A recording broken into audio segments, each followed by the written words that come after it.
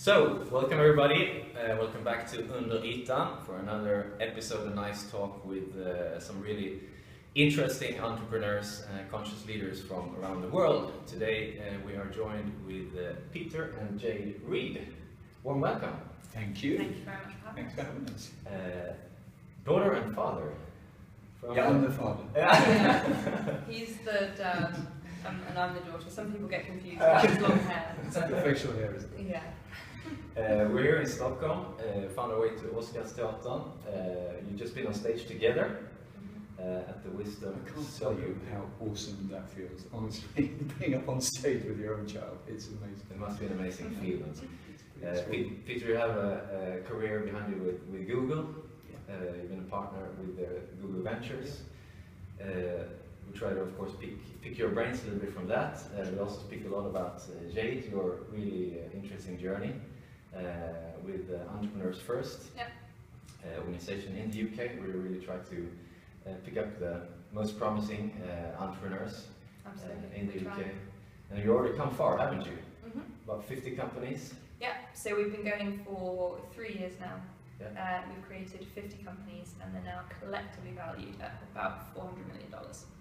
So not bad. Not bad It's at a all. good start. It's a good start. Very good start. We're right at the beginning of our journey and we're scaling up a lot this year and with this new fund that we have just raised. Yeah. But so far it's been really fun and we've had some good successes. So they've been taking 30 people, individuals a year, for each 6 months, and now it's 100. Yeah. So that is a big scale up. Yeah. So we went from doing, each year we would have a group of 30 to 50 individuals going through the program, 6-month program. And now just this year we're starting to do 2 groups per year, and each one of those groups has 100 individuals in. Yeah. So with that we're now going to be producing somewhere around 70 companies a year, which will actually mean that we would be the biggest producer of startups in Europe. Fantastic. Yeah. But let's start. We can come back to Entrepreneurs First. How did this entrepreneur journey start for you? So actually, I was on the Entrepreneur First program. Yeah. So I was on the second cohort. I studied biology and I was interested in health tech. Yeah. I went through the program. I decided about halfway through that it was the very first thing I did out of university, and I was very young. I was 20 or 21. And at that point I didn't want that depth that starting your own startup would mean. I wanted to experience the breadth first, so I actually left the program and I went to work in venture capital for a bit in Berlin, and then I moved back to London and now I'm working for the program that I was on, so that's how I got involved. How great. Yeah. And you, Peter, again. So I was a terrible entrepreneur. I was just thinking about the honest answer to that same question. Co-founder of a couple of things early on, but one in particular that was just just not very good. I mean, of course, we didn't set out to create something that wasn't very good, but it turned out to be not that great. And but the realization, I think, was that it involved taking a whole bunch of risks that I just wasn't prepared to take. No risks, nothing that other entrepreneurs don't already take. But by that stage in my life, I felt that I was taking on risks that weren't just me, but I was taking on risks on behalf of my wife and our 3 girls, and that just didn't feel right. They weren't choosing to take those risks; I was taking them on their behalf. Risks to health and relationships and the mortgage and stuff that entrepreneurs do all day every day. And that just didn't sit well. So how do you go from a pretty poor entrepreneur to a partner of Google Ventures? So actually, being a terrible entrepreneur, so you were pretty poor terrible. So it teaches you an incredible amount of respect for the people who do actually take all those risks that I was, not courageous enough to take. And as a result, I knew I wanted to be in the room with those people. Typically crazy 23-year-old entrepreneurs. And I was trying to figure out, okay, so how do I earn the right to be in the room with those kind of people? Because I love doing that.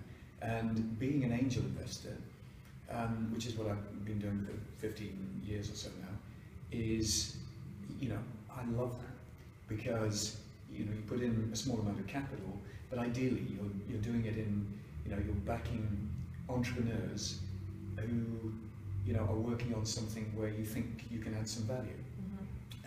And I think, as Jade pointed out in the talk that we just did, that the idea that you invest in is never, very rarely, the idea that the company actually becomes. So it's really not about, I can add value to that idea. It's that team. I love that team. Yeah. They're going to do something great, no matter what. And I'd love to be part of that narrative somehow. So that's how I ended up. And then from there, it sort of felt like a natural step up to do that in a more organised institutional way. And I think honestly Google Ventures is one of the most interesting innovations in the venture capital space in a long time. So I'm not there anymore, but I'm a huge fan of what they're doing and the people involved. I just think it's overwhelmingly good for entrepreneurs. Actually, specifically, it's overwhelmingly great for European entrepreneurs. And it's a different model where, even at an institutional level, it's not just about the money, it's about turning up and doing stuff to be helpful, and designers and recruiters and engineers and stuff that Google can provide. Just in brief, for those people listening out there, what is the structure, what makes it unique, the Google Ventures format? It's really the value add proposition, and I know every investor said, oh, we add loads of value. I can honestly say, I think Google Venture, now, I'm now objective because I'm not there anymore, so I can really say, they really do add value, right? So it is a big deal. You shouldn't ask me, by the way, you should ask the entrepreneurs that Google Ventures backed, but I'm pretty sure they would tell you that actually, GB does turn up and add value and does introduce you to extraordinary people within Google and outside Google, and they do actually turn up with these practical resources of recruitment and engineering and design, and that's a big deal. I think it's an especially big deal for sort of slightly earlier stage companies. Fantastic. And going back to the idea of falling in love with a person or a team, the whole idea, you have sort of a method, if you will, methodology that you follow, and the first step is actually to find those people, right, at the entrepreneurs first, before they have the grand idea, before they have the grand team, to take the leap and make the journey. How's your thinking on that? The logic behind that? So basically, we thought it was a shame when we first set up Entrepreneur First that the very best and the brightest students, and at that time it was focused purely on students, were going into banking. If you were the best in your year at university, then you would go into banking. That's just what you did in the UK and in Europe. But in the US, it really wasn't like that. You have Silicon Valley that's growing, and people are moving from going to Wall Street to going to Silicon Valley, and also to thinking that creating their own company was a valid, not only a valid, but a valiant thing to do with their time. And that wasn't really the case in the UK.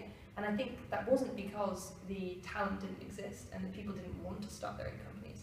They didn't really know anyone else who to start their companies with, right? So if you're an incredibly talented, motivated, driven individual, but you don't know anyone else, it's incredibly hard to do it by yourself.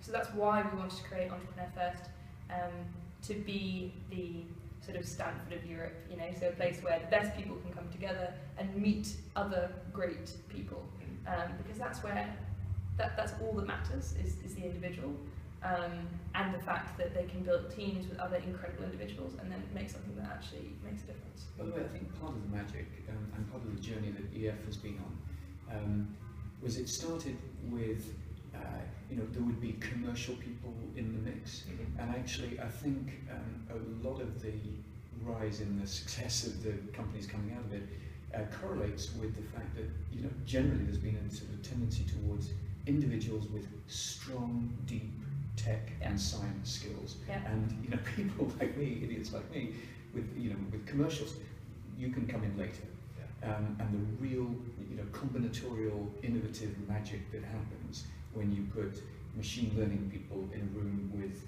drones experts, with roboticists, with AI, with machine vision. It's amazing. That's the magic. Yeah. Gotcha.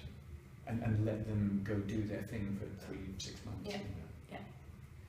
So what sort of people or entrepreneurs are you looking for? Obviously the top of the class, we try to get them to stay out of consulting or investment banking. What sort of companies or people then are you looking for? I'm an investor, but I'll have to deal with my own stuff.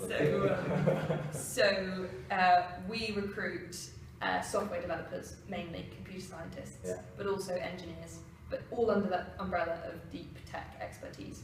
So it used to be that we focused mainly on people who've just graduated, so who were young like me when I was on the program. But now we have changed that because we realised that actually we could serve a much bigger audience, and this problem of not having a co-founder was shared by a much sort of wider age range. So now the kind of people we look for are a third of the graduates, so the people who have just come out of universities, a third PhDs or postdoctoral research students, and then a third young professionals, so people who have been in their careers at big tech companies for 3, 4, 5, 10 years. But it's really what we need and what we look for is first and foremost technical talent, so they can build really interesting products that other people can't build. But then also there's another extremely important category that comes along with that, which is the motivation to want to do it. Because as we touched on in the talk, it's so difficult being an entrepreneur. I mean, I know you were saying you have been. It's so difficult, and so it can't just be the best of the brightest, and we actually don't think that everyone should be an entrepreneur. We think that actually only very few people should be an entrepreneur. So for us, it's finding those people who not only have the talent, but also have the intrinsic motivation to go out and create something new. Why you, why now? Why you, why now? Yeah, exactly. Why you, why now? That's true. You talk a lot about, obviously, the compassion. We can come back to this being also the framing for today, and the more sort of conscious business world that I think all of us would sign off on. You talk a lot about, besides resilience, like there's only a few that can make it, absolutely. 1 out of 100 or whatever, but also compassion.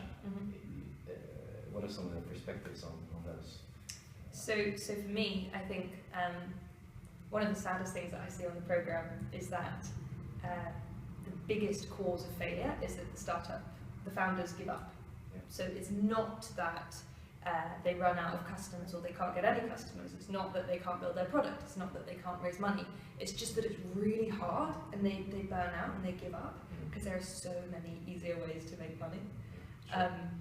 And the thing that can set you apart in that instance is your ability to be resilient and bounce back from adversity quickly, right? And also thrive in that environment. I think if you don't, it's incredibly hard to be continuously creative, have continuous focus, and create a sustainably different, a sustainably competitive product over time if you don't have those skills.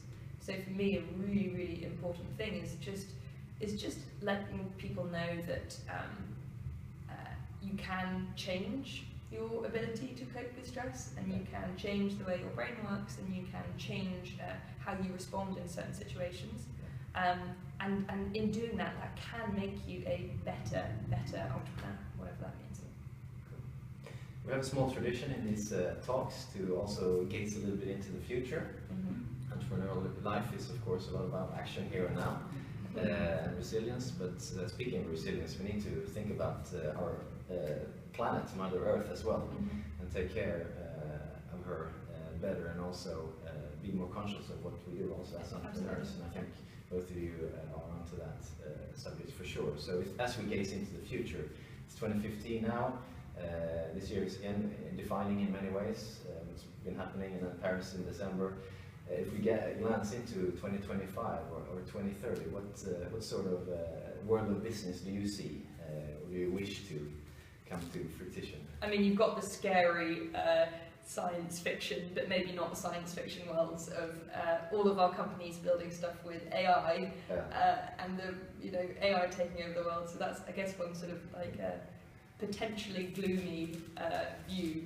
But I think whether that happens or not, the kind of path from here to the future will be hugely shaped by technology's power to change everything that we do, right? So yes, you know, there is the fear that by creating more technology, you could change the way people do their work now, and there's all these fears surrounding it. But actually, I think more important than the fears that could come in the future is the real excitement of the potential of technology, right? And the fact that entrepreneurs can create